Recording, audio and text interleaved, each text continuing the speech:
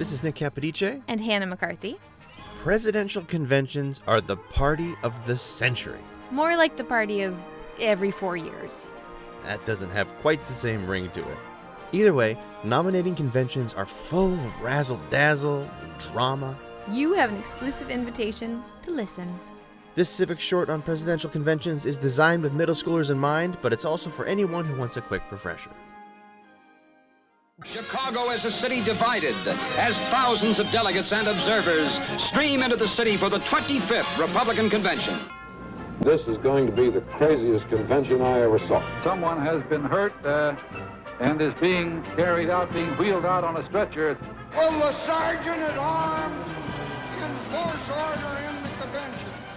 Those are clips from the pinnacle of American politics. The Democratic National Convention, DNC, and the Republican National Convention, RNC. As you can hear, they get lively. There have been smoke-filled rooms, bribery, protests. And somewhere in the midst of all that, work has to be done. I'm Jackie. I'm Felix. Break out your party hats. Today on Civic Shorts, we are going to throw down the what, where, and why of the presidential nominating conventions. The curtain is about to rise on one of the most momentous meetings in Republican history, and spectators crowd around Convention Hall. 1,206 delegates are gathered to hear General MacArthur deliver the keynote address. What are conventions? Party conventions take place every 4 years, typically a few months before Election Day. Conventions are a transition during presidential campaigns. They mark the shift from the nominating process to the general election. The presidential conventions have two big functions. 1. They're used to select party candidates. 2. They also help a party perfect its platform. More about that in a minute. Where do they take place? Like the Super Bowl, conventions are held in different cities, often in places where the party is hoping to woo voters. Way back when, they were held in churches, meeting halls, and even saloons. This year will be the first ever virtual presidential convention.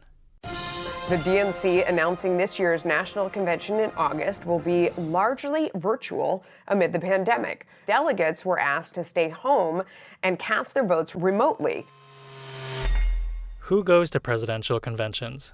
Everybody who's anybody in politics attends the conventions. While the figures of Taft and Eisenhower dominate the convention atmosphere, elder statesman Herbert Hoover, only living ex-president, will be heard before the assembly. In 2008, around 84,000 people attended the last day of the DNC. I'd hate to be in one of those lines to the bathroom.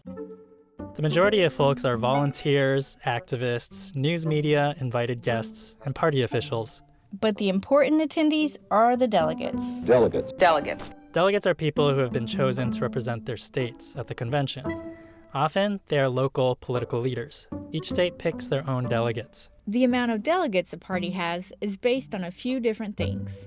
Each party has their own special formula. Nearly two-thirds, 271, can capture anywhere from 4 to 7 delegates depending on the size. The remaining 144 pledged delegates are distributed based on a candidate's performance across. Which is why they have different numbers of delegates. Why are conventions important? What happens at a convention? 1 1/2 for the minority report, 30 1/2 for the administration. The first order of business at a convention is to perfect their platform. Parties have people who don't all see eye to eye. The convention allows them to work out exactly where they stand on issues while they are all in one place. This is called a platform. It gives the party clear political positions to stand on. The delegates debate and vote on every single word in the platform. It looks exhausting. So the amendment you have before you strikes a number of words that are stricken there in red. You know, it isn't some Martians that are telling us that we should accept the new normal. It's the pundits and the Democrats. So this will be the first page of actual content in our platform. I think it's important that we keep voters' attention and not turn them off with some sour language. The amendment is adopted. Second, and this one's a biggie, conventions are where political parties pick their presidential candidate. Presidential campaigns start years in advance of actual election day. By the time of the convention, many candidates have been weeded out, and it's down to only a handful of candidates. General Ike is the first chief contender to arrive on the convention scene with Mrs. Eisenhower.